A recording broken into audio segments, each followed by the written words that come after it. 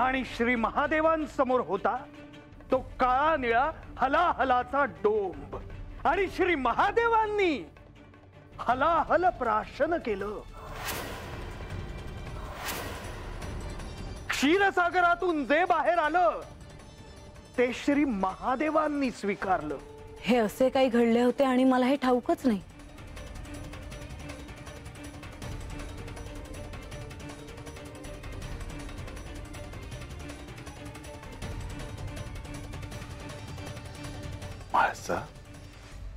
काय झालं?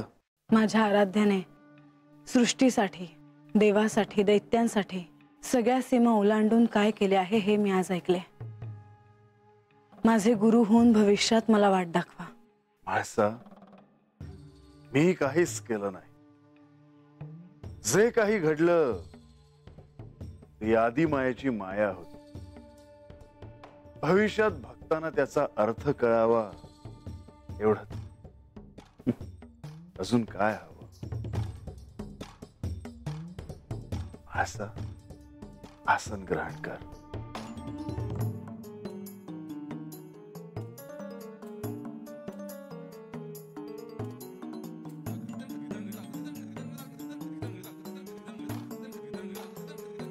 देवा, हा क्षणच असा आहे की मीही नमस्कार करतो.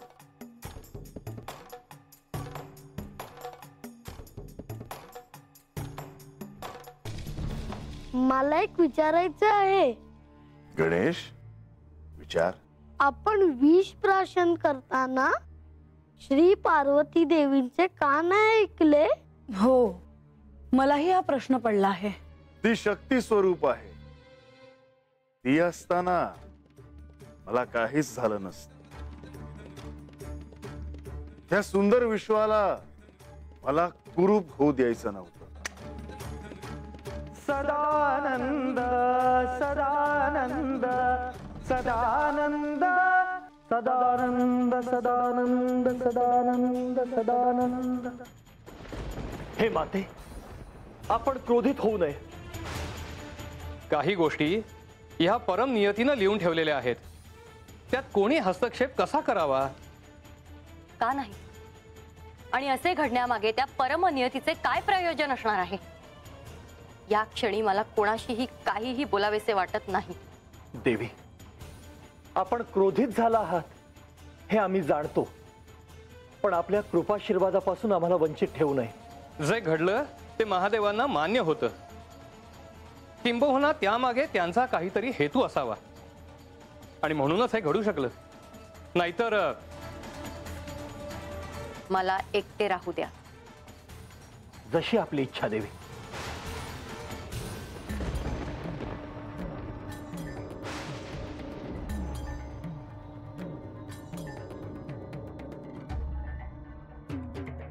नारायण नारायण. श्री महादेवांनी विष प्राशन केले. श्री पार्वती देवींचा क्रोध अनावर झाला होता. श्री महादेव निश्चल पडले होते. श्री महादेवांना होणारा त्रास श्री पार्वती देवींना पाहवत नव्हता, आणि म्हणूनच श्री महादेवांच्या कंठाखाली विष जाऊ नये म्हणून श्री पार्वती देवींनी त्यांच्या कंठावर आपला हात ठेवला होता. आणि श्री महादेव नीळकंठ झाले.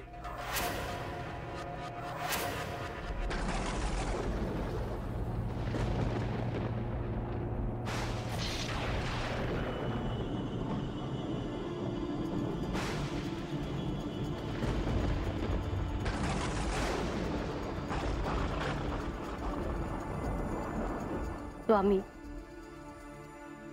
काय केले ते? अखेरचे घडू नये तेच घडले. सर्वांना ते कदाचित जाणवत नसावे, पण मला जाणवते आहे स्वामी. मला समजते आहे तुम्हाला किती यातना होत आहेत, किती वेदना होत आहेत. ह्या सृष्टीचे जगतपिता म्हणून तुम्ही तुमचे तत्व पणाला लावलेत आणि हे भयंकर हलाहल प्राशन केलेत. आणि ह्याचा परिणाम काय होणार आहे हे मला ठाऊक नाही असे वाटले का तुम्हाला? आणि तुम्हाला याची कल्पना नाही हे मला पटत नाही. का केले तसे?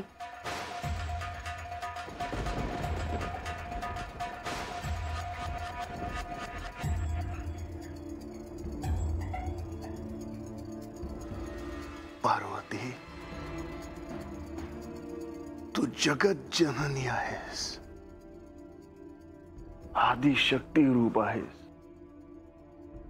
या सृष्टीतील चराचराला सामावून घेऊ शकतेस तू.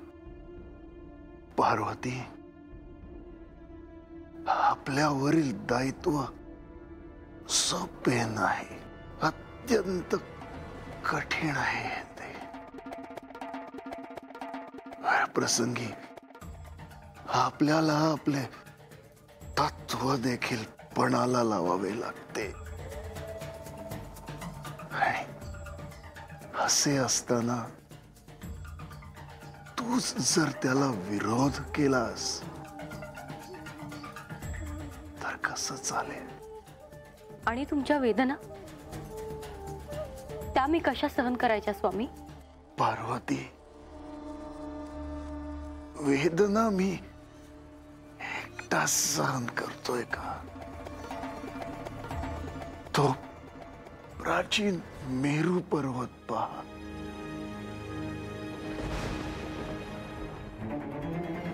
समुद्र मंथन करताना असंख्य वेदना तो सोसतोयच ना.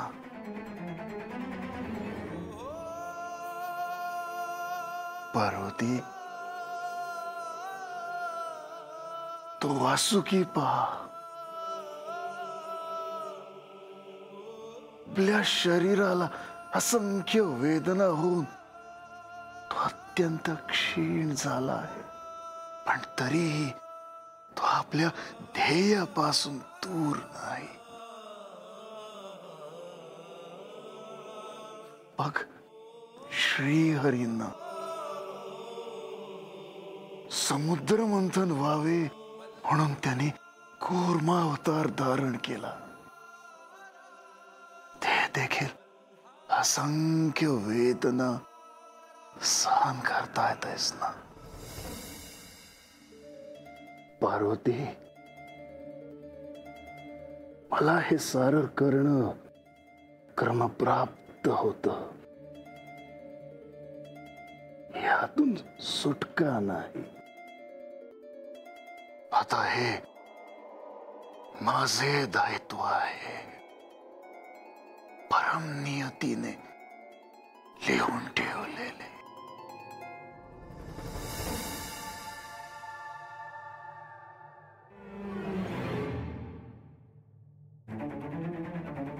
श्री पार्वती देवींचा क्रोध त्यांच्या दृष्टीने योग्यच होता. क्षीरसागराच्या काठाशी माता पार्वती श्री महादेवांचे शीर आपल्या मांडीवर घेऊन बसल्या आहेत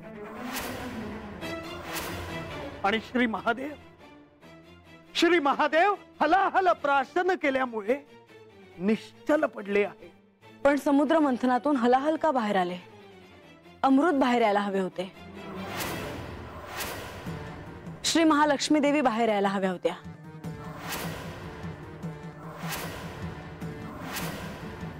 हलाहल म्हणजे अलक्ष्मी. समुद्र मंथनातून श्री लक्ष्मी देवी येणार हे निश्चित होते, परंतु त्याबरोबरच अलक्ष्मीही येणार हेही गृहीत होते. मी याआधी कधी अलक्ष्मी विषयी ऐकले नाही. अलक्ष्मी म्हणजे कोण? अलक्ष्मी म्हणजे श्री लक्ष्मी देवींच्या भगिनी.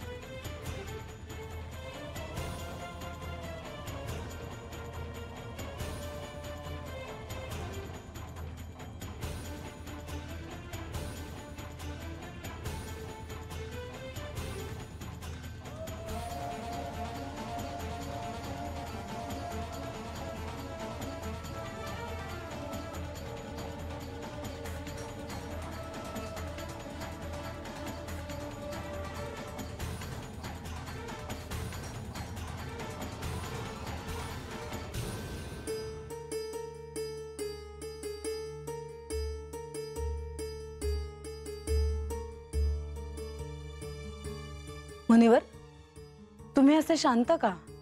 काय झाले?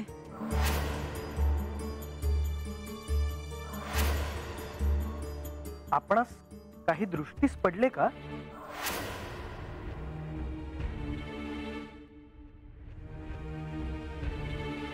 नाही.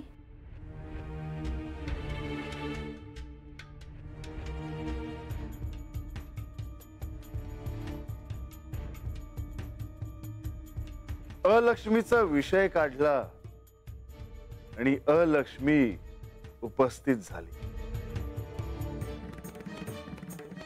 मला ठाऊक होतं एक दिवस तू इथे येशीलच.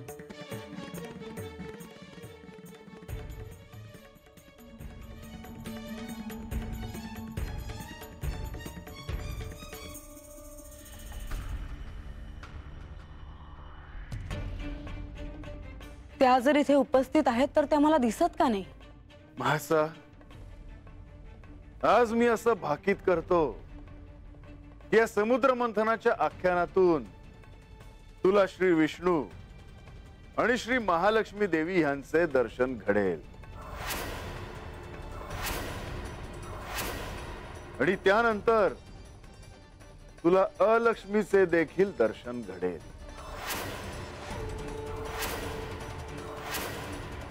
मी त्या क्षणाची प्रतीक्षा करते आहे.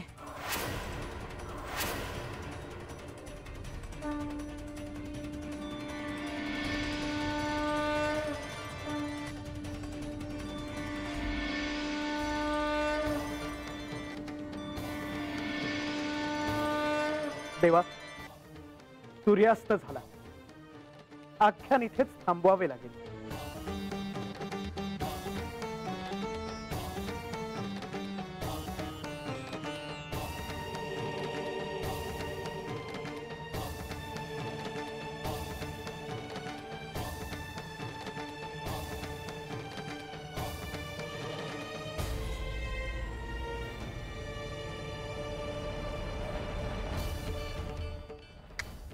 सदानंद सदानंद सदानंद सदानंद सदानंद सदानंद सदानंद सदानंद सदानंद सदानंद. या बानूला अलक्ष्मी तर दिसली नाही ना?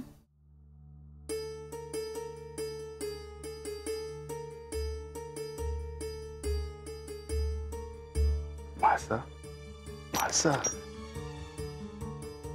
म्हासा, असं काय करतेस? तू माझी अर्धांगिनी आहेस. मी तुमची अर्धांगिनी म्हणून नाही, भक्त म्हणून तुमच्या पाया पडत होते.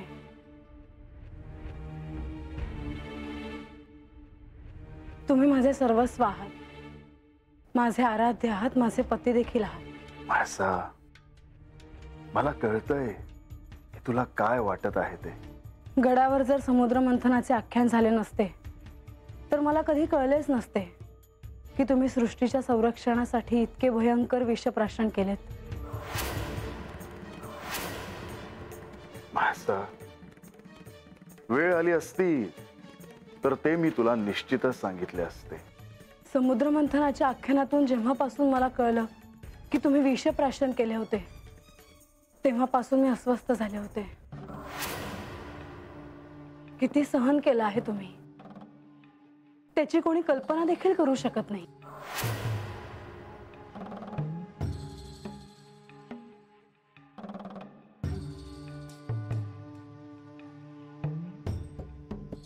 म्हासा, सावर स्वतःला. राहून राहून मला असं वाटत होतं की मी तेव्हा तिथे का नव्हते. त्यावेळी जर पार्वती देवींनी वेळेवर तुमच्या कंठावर हात ठेवला नसता तर काय झाले असते याची कल्पनाही मला अस्वस्थ करते आहे. म्हासा, आता तुला कसं सांगू की तूच त्यावेळी त्या ठिकाणी होतीस.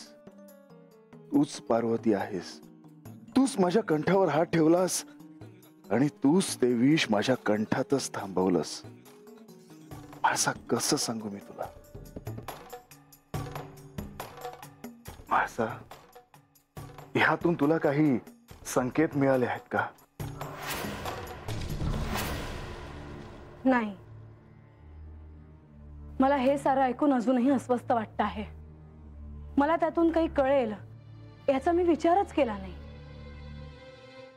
माझ्या मनात केवळ आणि केवळ तुमचाच विचार येत होता. मला अजून एका गोष्टीसाठी तुमचे आभार मानायचे आहेत. कोणत्या? तुम्ही म्हणालात की समुद्र मंथनाच्या निमित्ताने मला श्री लक्ष्मी देवी आणि श्री विष्णू यांचे दर्शन घडेल. होय, ते होणारच आहे.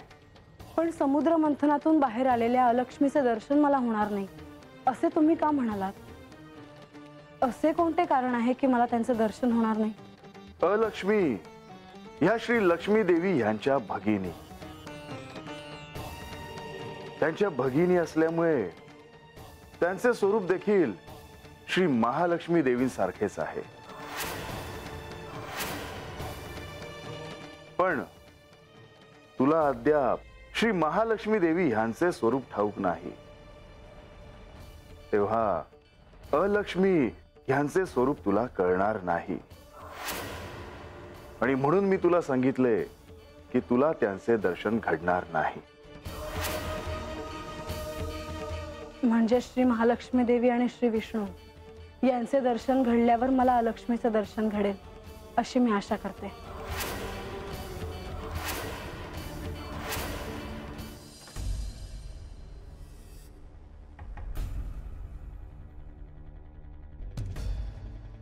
बानू, महाराज,